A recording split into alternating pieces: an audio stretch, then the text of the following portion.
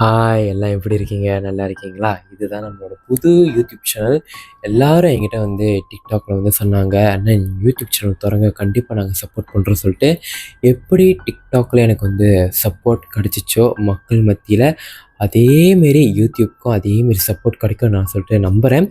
அதனால தான் ஒரு நியூ பிகினிங்கோட ஒரு புது அடிய வந்து எடுத்து வைக்கிறேன் யூடியூப் சேனல்ல, யூடியூப் சோஷியல் மீடியால. கண்டிப்பா நெறைய சப்போர்ட் கிடைக்கும்னு நம்புறேன். நீங்கலாம் எப்படி இருக்கீங்க? சாப்பிட்டீங்களா? கண்டிப்பா நம்மளோட நல்ல மனசுக்கு நம்ம எல்லாரும் நல்லா இருப்போம். கவலைய விடுங்க. அம் இனி நம்ம வீடியோக்குள்ள போலாமா? வளன்னு பேசாம நம்ம வீடியோக்குள்ள போலாம். நான் உங்கள் Praveen. Welcome back to my channel. இப்ப நம்ம வந்து வீடியோக்குள்ள போலாம். இன்னைக்கு நான் என்ன கதை கொண்டு வந்திருக்கேனாக்கா, காரா ஹைவே. இத பத்தி தான் பேசப் போறேன்.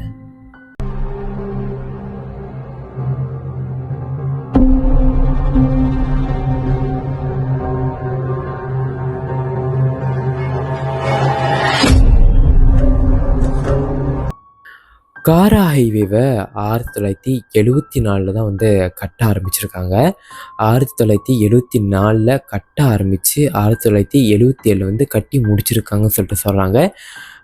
அஃபிஷியலாக எப்போ வந்து இந்த சாலையை வந்து யூஸ் பண்ணலாம்னு சொல்லிட்டு திறந்து வச்சுருக்காங்கனாக்கா 1977ன்னு சொல்லிட்டு சொல்கிறாங்க. இன்னொரு சில தகவல் படி 1979ன்னு சொல்லிட்டு சொல்கிறாங்க. எந்த வருஷம்னு சொல்லிட்டு எனக்கு துல்லியமாக தெரியல. மேபி 1977 இருக்கலாம், இல்லைனாக்கா 79 இருக்கலாம். அதுக்கப்புறம் இந்த காரா ஹைவேவை 1997 இன்னமும் வந்து மேம்பாடு பண்ணியிருக்காங்க, இன்னமும் வந்து இம்ப்ரூவ் பண்ணியிருக்காங்க. எக்ஸ்பிரஸ் வேவா புரிகிற மாதிரி சொல்லணுனாக்கா, காரா ஹைவே வந்து இன்னமும் விரிவுபடுத்தியிருக்காங்க. அந்த சாலை இன்னும் நிறைய காடி பயணிக்கிறதுக்கு, இன்னும் நிறைய காடி போகலாம், வேகமாக போகலாம். ஏன்னா சாலை வந்து சின்னதாக இருந்துச்சுனாக்கா காடி வந்து வெட்டிட்டு போக கஷ்டம். அதனால சாலையை ஒன்று விரிவுபடுத்தினா, மேம்பாடு படுத்தினா, இம்ப்ரூவ் பண்ணால் நிறைய காடி வந்து ட்ராவல் பண்ணலாம்னு சொல்லிட்டு அந்தமாரி பண்ணியிருக்காங்க. எப்போனாக்கா 1997 காரா ஹைவேவை ஒன்று மேம்படுத்தி எக்ஸ்பிரஸ் வேவாக வந்து மாற்றிருக்காங்க. இந்த ஹைவே வந்து கிட்டத்தட்ட 60 கிலோமீட்டர்னாக்கா கொஞ்சம் யோசிச்சு பார்த்துக்கோங்களேன் எவ்வளோ தூரம் இருக்கும்னு சொல்லிட்டு. இந்த நெடுஞ்சாலை வந்து கடக்கிறதுக்கே வந்து கிட்டத்தட்ட ஒரு 45லேருந்து 1 மணி நேரம் பிடிக்கும். ஸோ அந்த ஒரு சாலையில் வந்து நைட் டைமு, அதுவும் அந்த நெடுஞ்சாலையை சுற்றி காடு, மலை, அதுக்கப்புறம் கொஞ்சம் கொஞ்சம் ஒரு மாதிரி க்ரீப்பியான இடம்லாம் அப்படியே நிறைஞ்சிருக்கும். இது கொஞ்சம் யோசிச்சு பாருங்களேன். நைட் டைமில் ஒரு 45லேருந்து 1 மணி நேரம் பிடிக்கும் அந்த காரா ஹைவேல வந்து ட்ராவல் பண்ணால். ஏகமாக போகிறவங்க கொஞ்சம் சீக்கிரமாக கடந்துடலாம் அந்த ஹைவேவை. கொஞ்சம் ஸ்லோவாக போகிறவங்க நைட் டைம்லாம் வந்து கொஞ்சம் யோசித்து பார்த்துக்கோங்களேன் எப்படி இருக்கும்னு சொல்லிட்டு. ஆனால் இங்கே நடந்த 3 இன்சிடென்ட், இந்த இன்சிடென்ட் வந்து ரொம்ப பாப்புலர். அதில் பாப்புலர் விஷயம் என்னதுனாக்கா, இந்த மஞ்சள் கலர் வோல்க்ஸ்வேகன் காடி. இந்த மஞ்சள் கலர் வோல்க்ஸ்வேகன் காடி வராமல் எப்படிங்க காரா ஹைவே கதை வந்து ஃபுல்ஃபில் ஆகும்? மொத்த விஷயமே வந்து மஞ்சள் கலர் வோல்க்ஸ்வேகன் காடி தான். இந்த காடிக்கு வந்து 2 கதை இருக்குது. அந்த கதையை நான் இப்போ உங்ககிட்ட சொல்கிறேன். இந்த காடியை வந்து எப்போ பார்த்துருக்காங்கனாக்கா, நைட் டைமில் காரா ஹைவேல ட்ராவல் பண்ணும்போது தான் வந்து பார்த்துருக்காங்க. அதாவது இந்த காடியில் வந்து நம்ம ட்ராவல் பண்ணிக்கிட்டே இருக்கோம்னு வச்சுக்கோங்களேன். காரா ஹைவேல நம்ம வந்து போய்கிட்டே இருப்போம். பாதியில் பின்னாடி வர காடி வந்து ஹெட்லைட் போட்டுக்கிட்டு, ஹார்ன் அடிச்சுக்கிட்டு, எமர்ஜென்சி சிக்னல் காமிக்கும் நம்மக்கிட்ட. அப்போ நம்ம என்ன பண்ணிடுவோம், இந்த காடிக்கு வந்து எமர்ஜென்சி தான் போகணும்னு சொல்லிட்டு நம்ம வந்து வழி விடுவோம். வழி விட்டோம்னாக்கா அந்த காடியை வந்து ஓவர்டேக் பண்ணிட்டு போவோம். அதுதான் இந்த மஞ்சள் கலர் வோல்க்ஸ்வேகன் வாங்கணும். அதுக்கப்புறம் திருப்பி நம்ம போய்கிட்டே இருப்போம். பாதியில் திருப்பி அதேமாரி ஹெட்லைட் போட்டுக்கிட்டு, ஹார்ன் அடிச்சுக்கிட்டு, அந்த எமர்ஜென்சி சிக்னல் காமிச்சிக்கிட்டே அந்த காடி வந்து வருமா. அது வந்து நிறைய பேர் வந்து நோட்டீஸ் பண்ணியிருக்காங்க. இந்த காடி தானே இப்போ தானே நம்மளை வந்து ஓவர்டேக் பண்ணிட்டு போயிடுச்சு, நம்ம தானே வழி விட்டோம், திருப்பி எப்படி பின்னாடி சொல்லிட்டு திருப்பி அந்த காடிக்கு வந்து வழி விடுவாங்களாம். அப்போ இந்த வாட்டி வந்து நம்மளே டிரைவராக இருந்தால் நம்ம கண்டிப்பாக அந்த காடி வந்து நோட்டை விடுவோம் தானே. ஸோ நோட்டை விட்டவங்க நிறைய பேர் என்ன பார்த்துருக்காங்கனாக்கா, அந்த காடியில் டிரைவரே இல்லை. அப்போ அந்த காடியை வந்து யார் ஓட்டியிருப்பா? அதுதான்.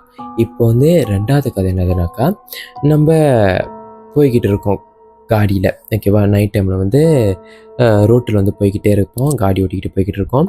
முன்னுக்கு ஒரு காடி ரொம்ப ஸ்லோவாக போகுது. கண்டிப்பாக யாருக்காக இருந்தாலும் ஆத்திரம் வரும்.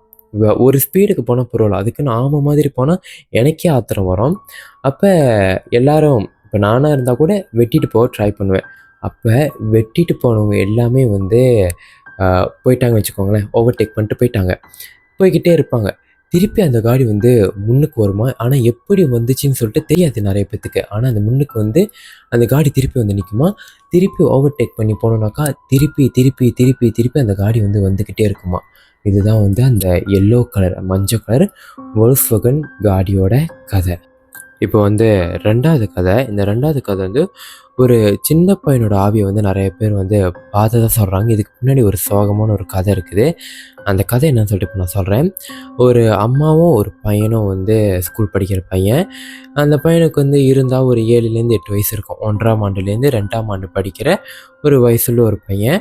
அவங்க அம்மாவும், அவனும் வந்து காடியில வந்து ட்ராவல் பண்ணியிருக்காங்க. இந்த ஹைவேல ட்ராவல் பண்ணிக்கிட்டே இருக்கும்போது, காடி போய் ஒரு இடத்துல போய் மோதி கோர விபத்து நடக்குது. எக்ஸ்ட்ரீம் லெவல்ல ஒரு ஆக்சிடென்ட் நடக்குது. அந்த ஆக்சிடென்ட்ல அவங்க அம்மா வந்து காடி கண்ணாடி உடைச்சுக்கிட்டு வெளியில போய் விழுந்து, அந்த இடத்துலயே வந்து இறந்து போயிடுறாங்க. ஆனா இந்த பையன் வந்து சீட் பெல்ட் போட்டதுனால எ உக்காந்த இடத்துல இருந்தபடி, அதாவது அந்த சீட்ல உக்காந்தபடியே வந்து இறந்து போயிட்டான். அதுவும் அந்த கண்ணாடியோட தூளு எல்லாமே வந்து அவன் கண்ணுல சொருகி, கண்ணுலேருந்து ரத்தம் வந்து இறந்து போயிருக்கான். அப்ப இந்த சாலையில வந்து பயணிச்சவங்க நெறைய பேரு ராத்திரி டைம்ல, அந்த பையனோட ஆவிய வந்து பார்த்ததா சொல்றாங்க. அதுவும் எங்கனாக்கா, நீங்க கூகுள்ல போய் குவாலாலம்பூர் டூ காரா எக்ஸ்பிரஸ் வேன்னு சொல்லிட்டு தட்டுங்களேன். மெயினா வர்றது வந்து இந்த கந்தேங் சம்பா டன்னல் நினைக்கிறேன். தசிலாப்னாக்கா. அதோட டன்னல் முன்னுக்கு வந்து நெறைய பேர் வந்து பார்த்ததா சொல்றாங்க. அந்த டன்னலுக்குள்ள போற முன்னுக்கு, அந்த முன்னுக்கு வாசல்லயே வந்து இந்த பையனோட ஆவிய வந்து பார்த்ததா வந்து சொல்றாங்க. அந்த பையன் வந்து அந்த காடியில போறவங்ககிட்ட என்ன கேட்பானாக்கா, "எங்க அம்மாவ பார்த்தீங்களான்னு?" சொல்லிட்டு கேட்பான். ஒருவேளை நம்ப வந்து இரக்கப்பட்டு அந்த பையனுக்கு வந்து, "ஆமா, நீ வேணாக்கா ஏறியா காடியில, உங்க அம்மா எங்க இருக்காங்கன்னு சொல்லி நான் கொண்டு போய் விட்றேன்." அப்படி ஏதாவது நம்ம பண்ணோம்னாக்கா, அந்த டன்னல வந்து கடக்கிற முன்னுக்கே, தாண்டி போற முன்னுக்கே, அந்த டன்னல்ல வந்து ஆக்சிடென்ட் ஆகி நெறைய பேர் வந்து இறந்து போயிருக்காங்கன்னு சொல்லிட்டு சொல்றாங்க. இன்னொரு இன்னும் சில பேர் என்ன சொல்றாங்கனாக்கா, அந்த ஆக்சிடென்ட்ல வந்து காலு போயி, கை போயி அந்த மாரி விஷயம்லாம் கூட நடந்திருக்குன்னு சொல்லிட்டு சொல்றாங்க. கடைசியா வந்து 3வது கதை, அதாவது ஃப்ளையிங் பொந்தியானா. அதாவது நெறைய பேர் வந்து நைட் டைம்ல சொல்லலாமான்னு தெர்ல பேரு. குந்திலானான்னு சொல்லிட்டு சொல்லுவாங்க. ஒரு சில பேர் வந்து பொந்தியானான்னு சொல்லிட்டு சொல்லுவாங்க. இது வந்து இந்த பேய் வந்து எப்படி இருக்கும்னாக்கா பார்க்க, வெள்ளை சட்டை போட்டுக்கிட்டு, ஒரு கேர்ள் தான். ஓகே. வெள்ளை சட்டை போட்டுக்கிட்டு, நல்லா நீட்டு முடி வச்சுக்கிட்டு இருக்கிற ஒரு பேயி. இந்த பேய் வந்து நெறைய பேர் வந்து நைட் டைம்ல ட்ராவல் பண்ணிக்கிட்டே இருக்கும்போது பறந்து போறத வந்து பார்த்துருக்காங்க. இல்லைனாக்கா வந்து அந்த டன்னல் நான் சொன்னேன்ல, அந்த கந்திங் செம்பா டன்னல் மேல உட்காந்துருக்கிறத வந்து நெறைய பேர் வந்து பார்த்துருக்காங்க. இது வந்து அந்த அளவுக்கு வந்து உயிர் சேதத்தலாம் ஏற்படுத்தாத ஒரு பேய். ஆனா, ஆளுங்கள வந்து பயம்படுத்தும். ஆனா வந்து கண்டிப்பா உயிர் சேதம் ஏற்படும் தான். ஏன்னா, நம்ம ட்ராவல் பண்ணிக்கிட்டே இருக்கும்போது டக்குனு மேல என்னமோ பறக்குது, முன்னுக்கு வந்து என்னமோ நிக்குதுனாக்கா, கண்டிப்பா நம்ம ஆடி போயிரும். காடி வந்து ஐயோ! மனுஷாள் தான் நிக்கிறாங்கன்னு சொல்லிட்டு வளைச்சிருவோம். ஸோ நெறைய நடக்க வந்து வாய்ப்பு இருக்குது. ஸோ இதுதான் அந்த பேயி. இந்த பேயோட கதைய நான் வந்து நேரம் கிடைச்சா, அந்த பேய் எப்படி அந்த பேயோட பேக்ரவுண்ட் ஸ்டோரி வந்து நான் எடுத்து போடுறேன். இதுதான் வந்து காரா ஹைவேயோட கதை. காரா ஹைவேல கிட்டத்தட்ட ஒரு வருஷத்துக்கு 1200க்கும் மேற்பட்ட ஆக்சிடென்ட் நடக்கும். அப்போ ஒரு மாசத்துல நீங்க கணக்கு வச்சுக்கோங்க. கிட்டத்தட்ட 100 ஆக்சிடென்ட் நடக்கும் ஒரு மாசத்துல. ஒரு வருஷத்துக்கு கிட்டத்தட்ட 1200க்கும் மேல. அதனால தான் இந்த காரா ஹைவே வந்து ஒரு மோஸ்ட் ஹாண்டட் ஹைவேவா வந்து கருதப்படுது மலேசியாவுல.